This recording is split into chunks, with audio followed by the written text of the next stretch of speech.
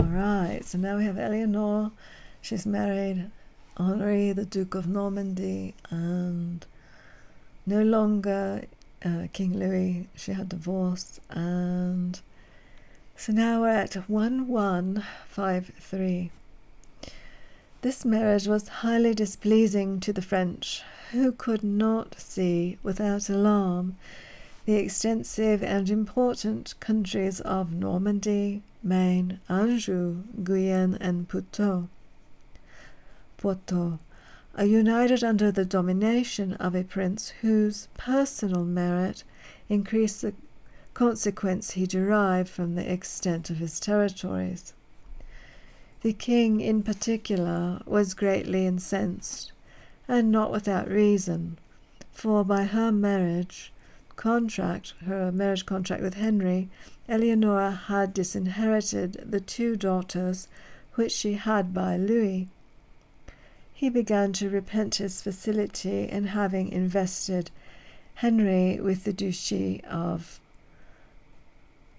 Louis. Is that really correct? No, the duchy of Normandy, yes. So she's disinherited her 2 daughters from this. Yes. And in order to humble the pride of that prince, he entered into a league with the King of England and his son Eustace, the Count of Boulogne, and Geoffrey, brother to Henry, who all swore that they would not lay down their arms till they had stripped the Duke of Normandy of a power that at once excited their envy and alarmed their fears. But this confederacy was attended with no bad consequences to Henri, who by his timely submission regained the friendship of Louis, and the death of the Count of Boulogne about the same time called the attention of Stephen to another quarter. Henry, who had recently made a descent upon England, where his progress was rapid and his party powerful. After taking several important fortresses, he threw succour into Wallingford, which the king had advanced to besiege with a superior force.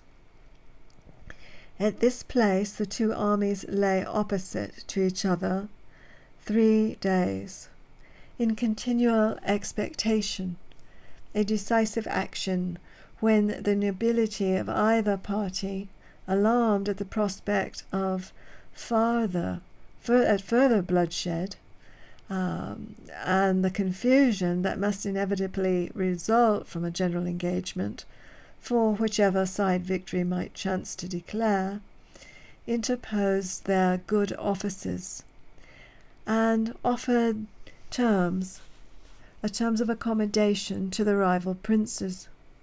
A negotiation was accordingly commenced, the conclusion of which was greatly facilitated by the death of Eustace. The terms of this treaty were that Stephen should enjoy the crown during his life, that justice should be administered in his name, even in those provinces which had acknowledged the sovereignty of Henry, that Henry should, on the demise of Stephen, succeed to the kingdom, and that William, Stephen's son, should inherit Boulogne and his patrimonial estate. Louis, dreading the consequences of this accommodation, renewed his incursions into Normandy, and laying siege to Vernon, reduced that town to the necessity of capitulating. 1154 and 1155. Such was the state of affairs in the rival kingdoms of France and England when King Stephen died at Dover in the 50th year of his age. Okay, this is King Stephen now. He died in his 50th year of his age and the 13th of his reign. Henry succeeded to the throne without opposition, and the English nobles were happy to be governed by a monarch whose personal merits they had witnessed, and the extent of whose foreign possessions would, they conceived, afford additional security to the crown. Normandy, Anjou, Touraine, Saintonge, Poitou, and Guyenne acknowledged the authority of Henry, who, with the addition of power he had recently acquired, might have continued the war with Louis with the fairest prospect of success. But, impressed with the spirit of moderation, he forbore to profit by the flattering advantage, and proposed terms of accommodation to Louis. These the French monarch accepted, and a peace was accordingly concluded between them, on condition that Henry should pay 2,000 marks of silver in order to defray the expenses incurred by Louis during the war, and renew his homage for all the territories he possessed on the continent. The treaty was religiously observed on both sides for 5 or 6 years, during which time Henry paid frequent visits to Louis, and the most friendly intercourse subsisted between the two monarchs. About this time, Louis married Constance, daughter of Alfonso VIII, King of Leon and Castile, who had accordingly crowned at Orleans by the Archbishop of Sens. Soon after the celebration of his nuptials, the king undertook a pilgrimage to the tomb of St. James at Compostela, the capital of Galicia, and during his devout expedition he had an interview with his father-in-law and with Sancho V, who filled with reputation and ability the throne of Navarre. On his return, Louis assembled a splendid council at Soissons, distinguished by the presence of the Dukes of Burgundy, the Counts of Flanders, Troyes, Nevers, Soissons, and a long train of noble and powerful vassals, but still more memorable by the influence of the sovereign, who engaged the haughty barons to swear to a 10 years' peace, and to submit their differences during that space to the decision of justice, instead of appealing to the sword. Well, in 1156 and 1160, the King of England was engaged in a war with his brother Geoffrey, who had advanced pretensions to the territories of Maine and Anjou, and had actually made incursions into those provinces, and obtained possession of a considerable part of them. But on the approach of Henry, he was compelled to forego his claims, on condition of retaining a part of his lands, and of receiving an annuity of £1,000 in lieu of those which his brother obliged him to relinquish. After this accommodation, Geoffrey retired to Nantes in Brittany, the inhabitants of which, having revolted from their lawful sovereign, invited him to assume the government of their district. On the death of this prince, which soon occurred, Henry, as his heir, laid claim to the territory and repaired to the continent to support his pretensions by force of arms. Conan, Duke of Brittany, who claimed Nantes as belonging to his dukedom, from which it had been lately separated by rebellion, had immediately after the decease of Geoffrey taken possession of it.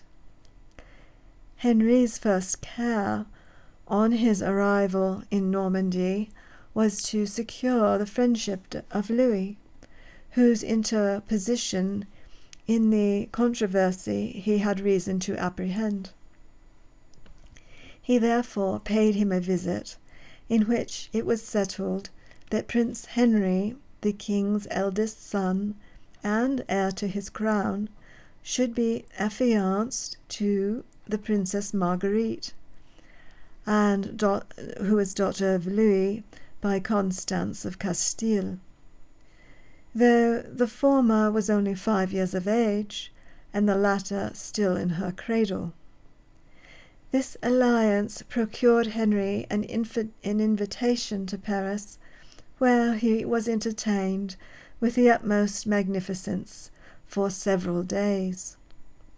And he so far insinuated himself into the good graces of Louis that he granted him a commission as Count of Anjou and Seneschal of France to decide the important controversy which had subsisted for some time between Eudes, Count of Pont-Lièvre, and Conan, Duke of Brittany, about the right to that dukedom. Okay, so now we have Conan was no sooner informed of the power with which Henry was entrusted than he waited upon him and made a voluntary resignation of Nantes in order to purchase a favourable sentence, which he accordingly obtained. Nor was this the only advantage which the King of England derived from his unexpected incident. The Duke of Brittany, harassed with the turbulent disposition of his fellow subjects, and desirous of securing to himself the protection of so powerful a monarch, betrothed his daughter, and only child, who was yet an infant, to Geoffrey, the king's third son, and who was in his infancy likewise. So they're marrying off all their infant children. Now, Conan died about 7 years after this transaction, and Henry, being a Mesna lord and also natural guardian to his son and daughter-in-law, took possession of that principality and annexed it, for the present, to his other extensive dominions. Henry's success in all his undertakings and the additional power with which he daily acquired could not fail to excite the apprehensions and to rouse the jealousy of Louis, who suffered no opportunity to escape that could tend to strengthen his authority or to extend his influence. His wife Constance dying in childbed, he complied with the entreaties of his nobles, seconded by his own concern for the tranquillity of his kingdom and his desire to perpetuate the sceptre in the hands of his posterity, to contract a third marriage. Adelaide, the daughter of Thibault, Count of Champagne, was the object of his choice, and his alliance with that princess firmly attached to his interest the different branches of that powerful family. In order to strengthen the more this prudent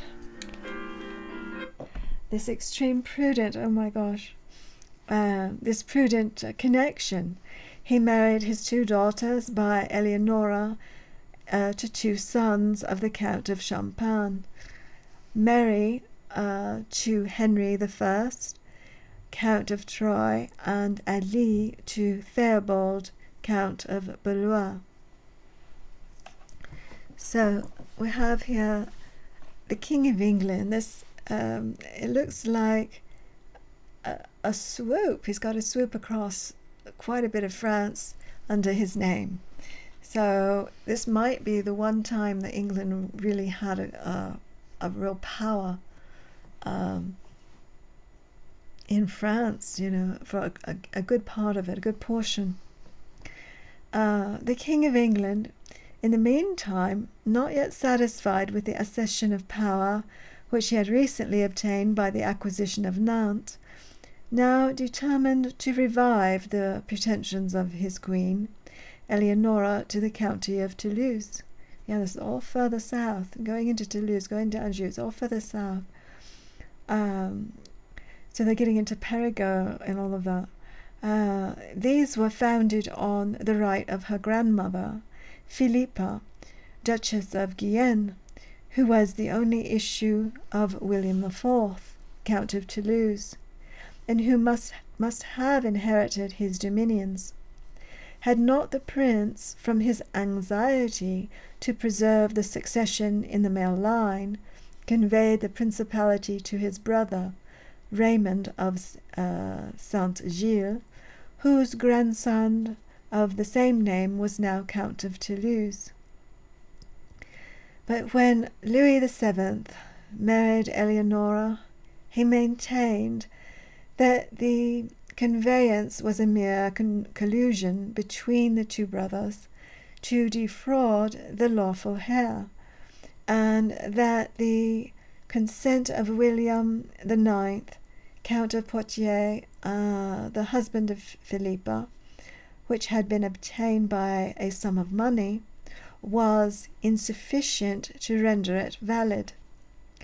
He therefore alleged that the whole transaction was illegal and consequently null, and that his consort Eleonora was entitled to the inheritance of her grandmother, Philippa, on reimbursing the sum with which he had paid to the Count of Poitiers for the confirmation of the fictitious conveyance. Raymond, who was then in possession of the county, in vain pleaded prescription. Louis was sufficiently powerful to enforce his pretensions, and he threatened to invade the count's territories, but a negotiation was entered into, which, terminating in a marriage of Raymond with Constance, the sister of Louis and widow of Eustace, the son of Stephen, induced the king to desist from his claims. These pretensions, however, Henry, by his marriage with Eleonora, thought himself authorized to renew, and finding that Raymond was determined to oppose them and had engaged Louis to support them, he imposed a tax on his subjects, whereby he was enabled to raise an army of foreign mercenaries, with which he resolved to invade the county of Toulouse. He accordingly repaired to the continent, and being assisted by Berengar, Count of Barcelona, and Trinny-Caval, Count of Nezines,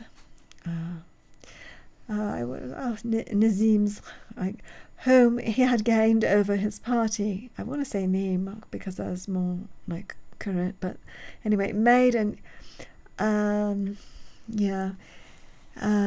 incursion into Quercy and took the town of Cahors. I used to live there. I lived in Quercy, so that's just funny. I know I've lived in all these places, I think. He then directed his march towards Toulouse, and having taken Verdun, Castelnau, and many other places of importance, prepared to invest the capital, but Louis, advancing before the arrival of the main body, threw himself into the town with a small reinforcement of troops.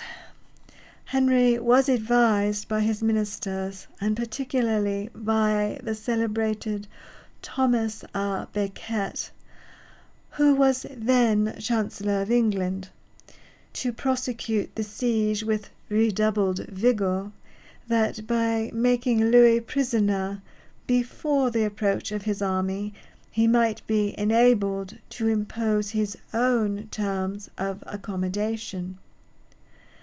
But the strict attention which interest prompted him to afford the principles of the feudal government, to which he was indebted for the security of his own existence, his own extensive possessions, compelled him to reject advice replete with political prudence, and to declare in the most positive terms that no consideration should induce him to attack a place that was defended by his superior lord in person. Pursuant to this declaration, he desisted from besieging the capital and marched into Normandy to protect that province from the incursions of Robert, Count of Dreux, whom his brother Louis had sent to invade it, in order to divert the attention of Henry from his designs upon the city of Toulouse. I always get Toulouse mixed up, but I remember Toulouse too. I didn't really like Toulouse very much, but I always get Toulouse mixed up with Marseille. I don't know why. They're completely different. Toulouse is more inland. Henry now prosecuted the war with equal vigour and success. Having entered the Beauvoisin, he took and demolished the strong fortress of Gerberoy, and reduced several towns and villages to ashes. He obtained possession of all the castles of Simon de Montfort, Count of Évreux, and supplied them with numerous garrisons, which extended for their ravages to the vicinity of the metropolis, and, by laying waste the intermediate country, cut off the communication of Paris with Orléans and Étampes, so that Louis was obliged to propose a cessation of arms. That was soon allowed by a peace which secured to Henry the possession of all the places he had subdued in the county of Toulouse, while his eldest son did homage to the King of France for the Duchy of Normandy. 1161 to 1163. A circumstance soon occurred to interrupt the tranquillity which this accommodation was intended to establish. It had been stipulated in the marriage contract between Prince Henry and Margaret of France that the towns of Giffords, Neussel, and Neuchâtel, which were consigned to the custody of two knights, Templars, Tost de Saint-Omer and Robert de Pirou, as the dowry of that princess, should be delivered into the hands of the King of England immediately after the celebration of the nuptials.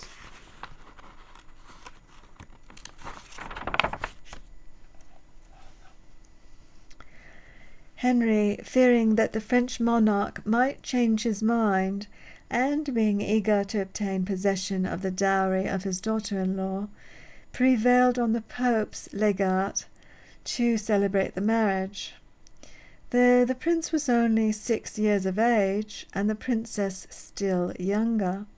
As soon as the ceremony was performed, the knights, Templars, in compliance with the stipulations of the treaty, delivered up the 3 towns to Henry, which so incensed Louis that he banished them his dominions and commenced hostilities against the King of England.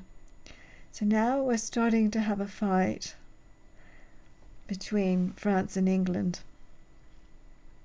even though Henry is there on French soil. It's English at the moment. No event of any importance occurred during the operations of this war, which was speedily terminated. For after the two monarchs had been some time in fight of each other, without discovering the smallest inclination to decide their quarrel by general engagement, the restoration of tranquillity was effected by the interposition of mutual friends, who persuaded them to renew the terms of the last treaty, which were accordingly confirmed. So they talked him out of a fight. The establishment of peace afforded the kings of France and England an opportunity of attending to the affairs of the Church, and particularly in the violent contest for the papacy. There's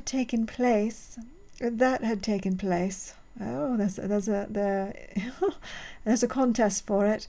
It's taken place after the death of Adrian IV, which happened on the 1st of September in the year 1159.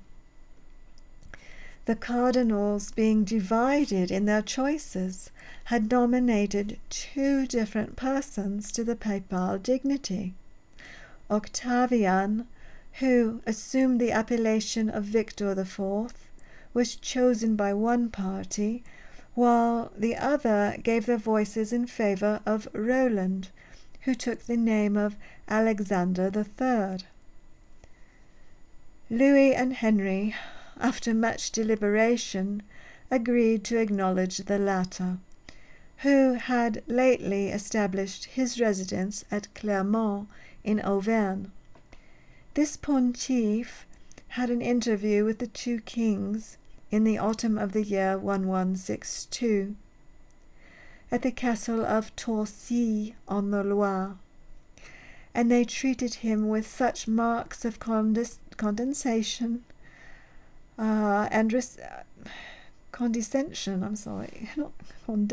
Condescension. Now, we don't use it so much anymore, condescension. Such marks of condescension and respect that both dismounted to receive him, and each of them, holding a rein of his bridle, walked by his side, and in that submissive manner conducted him into the fortress. "A fight," exclaims Berenius in an ecstasy, "worthy the attention of gods, angels, and men, and such as one the world had never before experienced." A fight. Okay. The jealousy that continued to subsist between Louis and Henry, notwithstanding the friendship and esteem they professed for each other, proved ineffectual. A bar to the continuation of peace. It may be easily supposed that in this disposition of their minds, every casual offence was magnified into an intentional insult, and that more anxious to irritate them to soothe. Justification was frequently attempted where redress should have been offered. The first circumstance that led to an open rupture was the protection afforded by Louis to the celebrated Tom A. Becket, 1162 to 1165. This extraordinary man was the son of a citizen of London, at which place he was born in the year 1119. Being of an active disposition and possessed of some talents, he attracted the notice of Theobald, primate of England, who obtained for him some office and preferments. The profits of which enabled him, after the completion of his studies at Oxford, to travel for improvement in France and Italy. He resided some time at the University of Paris, from whence he repaired to Boulogne, where he applied himself closely to the study of the civil and the canon law, and on his return to his native country, the proficiency he had made in those branches of learning induced his patron to promote him to the Archdeaconry of Canterbury, an office of great trust and emolument. Being peculiarly qualified for the transaction of business at the court of Rome, he was employed in several negotiations of great intricacy, which he conducted with such skill and address which endeared him still more to Theobald, who, on the accession of Henry II, recommended him to that monarch as a person worthy of farther preferment. In consequence of this recommendation and of the king's knowledge of his spirit and ability, he was appointed Chancellor of England in 1158. This was an office not less important from the power it conferred than the wealth it ensured, and to increase both his influence and fortune, Becket received in addition the place of Provost of Beverley and the deaconry of Hastings. He was also created Constable of the Tower and put in possession of the honours of a place called Eye, and Berkham, extensive baronies comprehending together 300 knights, sees which had escheated the crown, to complete the grandeur of this aspiring subject.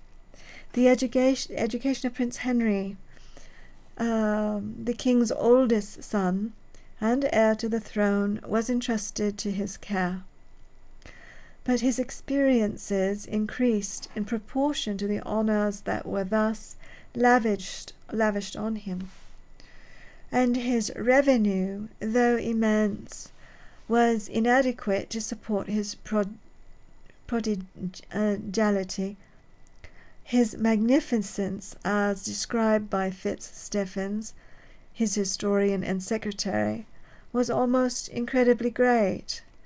His dress, his furniture, and his retinue bespoke the pomp of sovereignty. He retained a prodigious number of knights in his service. Noblemen of the first rank sent their sons to be educated as pages in his family, and he employed 52 clerks to keep the accounts of vacant prelacies and of his own ecclesiastical preferments. His leisure hours were devoted to the sports of the field and the martial amusements of the age, expert in military exercises. While he served in Normandy, he unhorsed a French cavalier of approved prowess, and led off his courser in triumph. When he crossed the Channel, he was constantly attended by 5 vessels, and when Henry undertook the expedition to Toulouse, Becket attended him with 700 knights,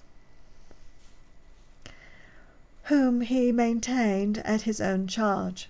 So Becket had like his own little militia with him everywhere he went.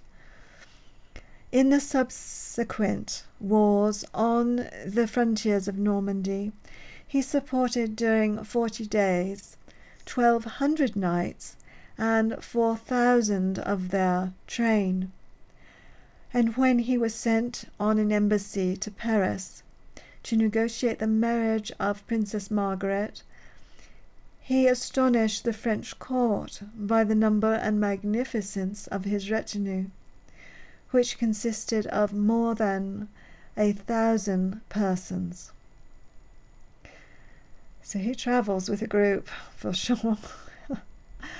Such was the man whom Henry, on the death of Theobald, promoted to the primacy, in opposition to the strenuous solicitations of his mother, the Empress Matilda, and the earnest remonstrances of many of his ministers, seconded and confirmed by the clergy and prelates of England. No sooner was Becket in possession of this dignified station than his whole deportment and mode of life underwent a change, the most rapid and complete. He immediately quitted the luxurious gaiety of a courtier for the austere solemnity of a monk, determined to acquire that character of sanctity to which his past life could afford him such slender pretensions. He sent the seals to the king, who had not yet returned from the continent, under the specious pretext of appropriating his whole time to the discharge of his spiritual duties, but in reality with the view to establish his independence by breaking off all immediate connections with his sovereign. That pomp and magnificence which had hitherto distinguished him were now laid aside as foreign from his purpose, or were only to be seen in his retinue, which he retained in their ancient splendor, as being well adapted to strike the minds of the vulgar and withal. The minds of the vulgar withal. With the same view, he practiced all the severities of church discipline and subjected himself to the most rigid mortification. He wore sackcloth next to his skin, and by a studied affectation to conceal it, was careful to render it an object of remark to all the world. He changed his garment so seldom that it was filled with dirt and vermin. His usual diet was bread, and his drink water, which he made unpalatable by the infusion of unsavory herbs. His back was torn with stripes, which he inflicted on himself. He daily washed on his knees, in imitation of our Saviour, the feet of 13 beggars, who he afterwards dismissed with presents.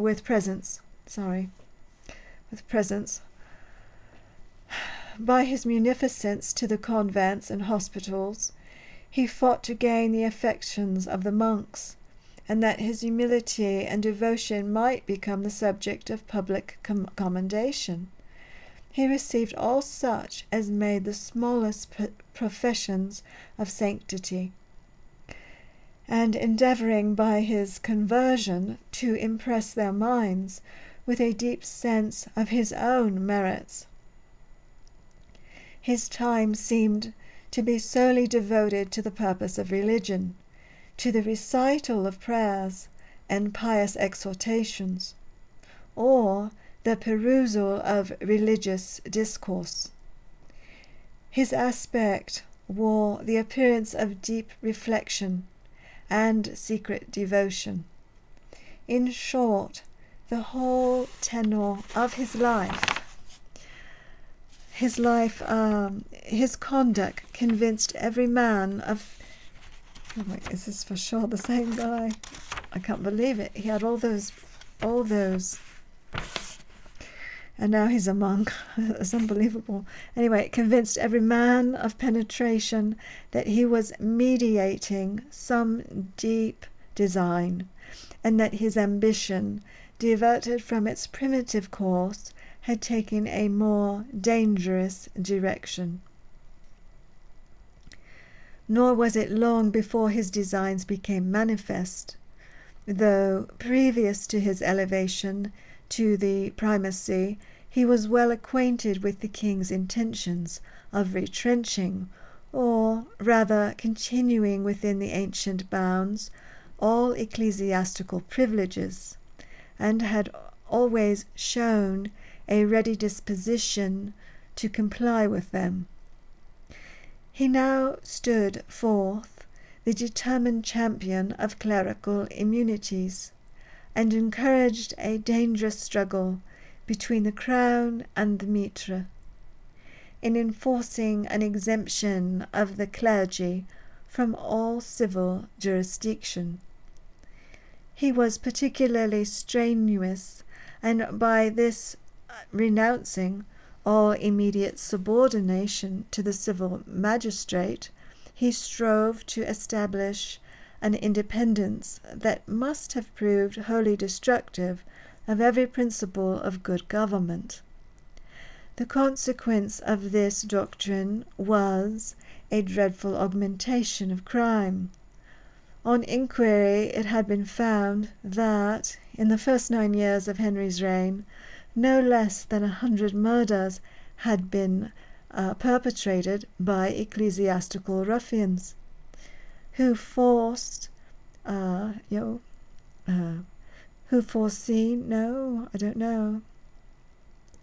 who screened from the penalties of the law, were suffered to pass unpunished.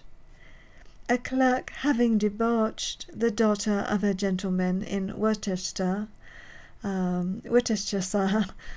proceeded to murder the father, a crime of such magnitude exciting universal indignation. The king was induced to attempt the remedy of an abuse that had now become intolerable, and accordingly insisted that the criminal should be delivered to the civil magistrate, that he might receive the punishment annexed by law to his offence. But Becket refused to yield him up, and even sent him to the bishop's prison, to screen him from the pursuit of the king's officers, maintaining at the same time that no greater punishment than degradation could be inflicted on him.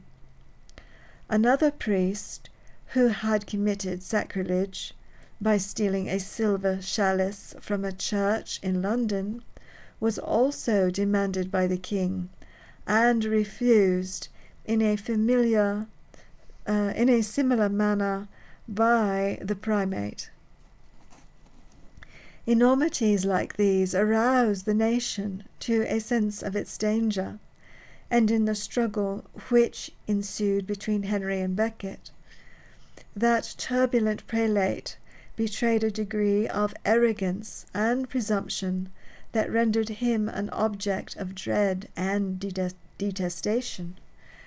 After repeated evasions and denials, he at length swore to obey the laws and custom of the realm, as expressed and designed in the constitutions of Clarendon.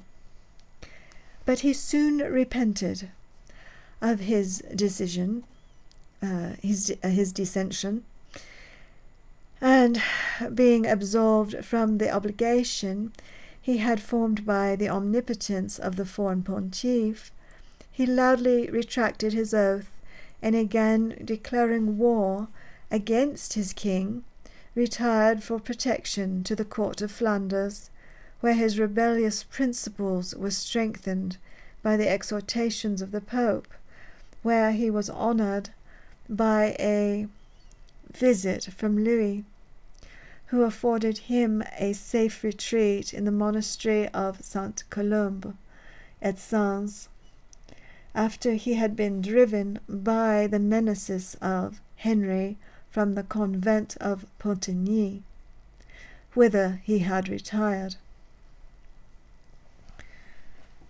All right, so I don't know, they got him back in war. Now he's kind of a monk, but now he's going back into war. So this Becket character is really taking over the Louis VII reign here. He's got a lot going on.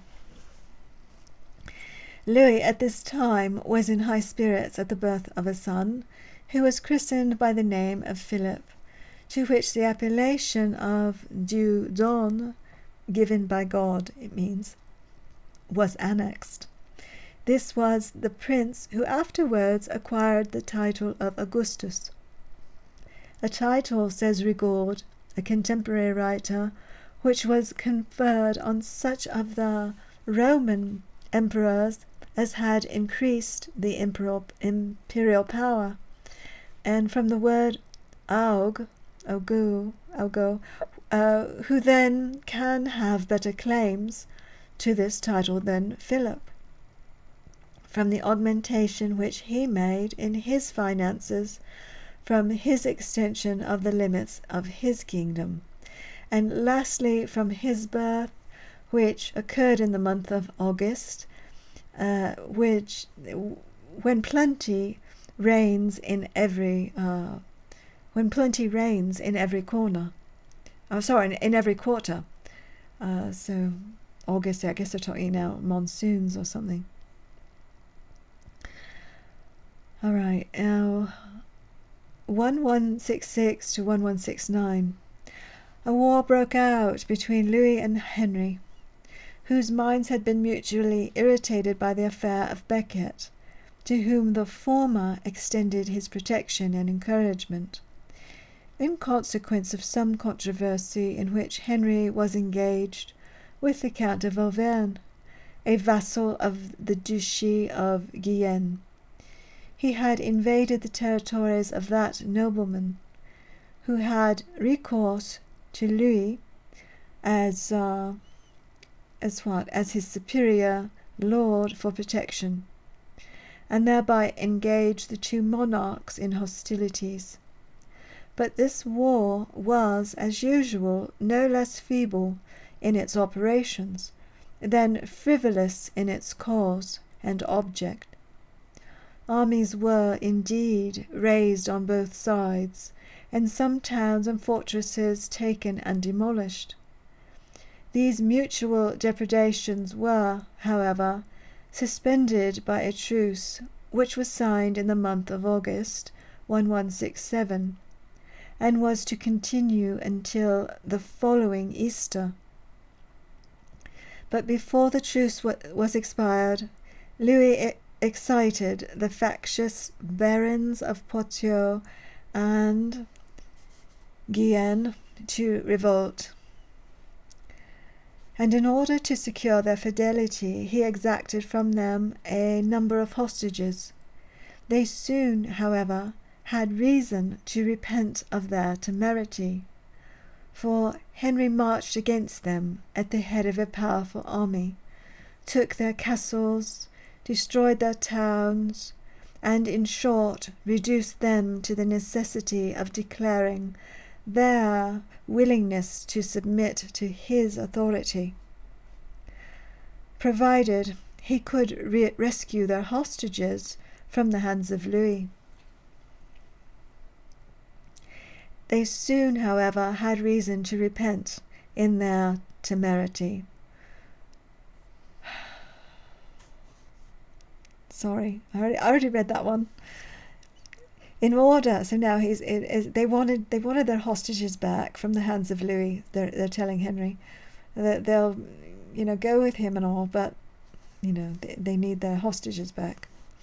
In order to remove this obstacle, Henry, having placed strong garrisons in the fortresses which he had taken, held a conference with the King of France between Mantes and Passy, which his attempts to recover the hostages were ineffectual. Louis peremptorily refusing to restore them, and all Henry could obtain was a prolongation of the truce until midsummer. In the meantime, the barons of Poitou had again revolted, and Henry was marching to reduce them, when his attention was called to Brittany, where the nobles, in imitation of those of Poitou, stimulated by the King of France, to whom they also had delivered hostages, had proceeded to open rebellion. But this revolt was as unsuccessful as the former, as feebly sustained, and as easily quelled. The consequence of its suppression was a second interview between Louis and Henry, in which the former, again refusing to deliver upon the hostages, the truce was suffered to expire without any attempt to prolong it, and the war being in consequence renewed, was continued for several months, during which time no action occurred worthy historical notice. The two monarchs being at length equally tired of the contest, from which neither honour nor advantage could be derived, a peace was concluded between them at Montmirail on the 6th of January in the year 1169. On this occasion Prince Henry, eldest son to the King of England, did homage to the king, as he had formerly done for Normandy. Did homage to the King of France for the territories of Anjou and Maine, which his father had ceded to him, as he had formerly done for Normandy, and Richard, his second son, did homage for the Duchy of Aquitaine.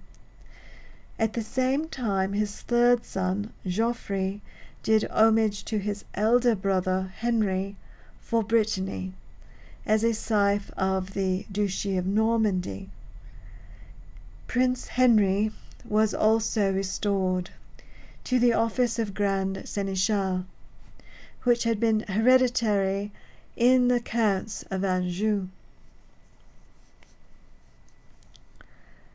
At this last interview the imperious primate of England was induced to attend by the persuasions of two abbots and a monk named Bernard de Corillo, whose interposition and influence the peace there signed is in a great measure to be attributed.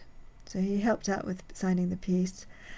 To promote the reconciliation they were so anxious to effect between Becket and his sovereign, they took infinite plans to persuade the primate to conduct himself with that humility and respect which appeared to them absolutely necessary to be observed to a monarch he had so grossly offended. And these worthy priests, being now seconded by Louis and by all the princes and prelates who were present in their efforts to facilitate an accommodation, at length prevailed upon the primate to listen to their remonstrances. Accordingly, when he was introduced to Henry, he fell upon his knees and offered to make his submissions, but with a salvo to the honour of God and the liberties of the Church, he expressed in such ambiguous terms as would admit of any interpretation which in future he might find it most convenient to adopt. This could not escape the penetration of the English monarch, whom experience had rendered cautious. He therefore expressed his displeasure at the form of submission and insisted those laws and customs which former archbishops of Canterbury had obeyed, was raised to that dignity. With this condition, Canterbury had obeyed in the reigns of his predecessors, and which Becket himself had also sworn to obey when he was raised to that dignity. With this condition he at first refused to comply, but the king refusing to dispense with it, and being strongly urged by many of the nobles and prelates, he at length consented to include in his submission the promise required of him, though still clogged with his favourite salvo, it does say clogged, to the honour of God, and the rights of his order. Henry, provoked at his obstinacy, addressed Louis in the words of the following import: I am convinced by the salvo on which this prelate insists with so much pertinency that it is his intention to render the honours of God subservient to his own caprice, and to construe every attempt to restrain him within the bounds of decency and moderation into a violation of the rights of his order, but to demonstrate the duplicity of his conduct and the sincerity of my own. I think it is necessary to make this public declaration. There have been many kings of England before me, some of greater, some of less authority than myself. There have also been many archbishops of Canterbury, distinguished for their piety and goodness, and entitled to universal respect and esteem. Let Becket but observe to me the same obedience which the greatest of his predecessors has paid to the most insignificant of mine, and I shall be satisfied. That was his statement. Louis, on the whole assembly, was so stricken with the candour of this proposal that they could not refrain from declaring that the concessions of the king were as great as they could possibly be expected, and they earnestly exhorted the primate to accept the terms now offered to him. But Becket, with a determined obstinacy that neither the threats of his enemies nor the remonstrances of his friends could induce him to depart from, adhered to his salvo, and thereby rendered the conference itself ineffectual.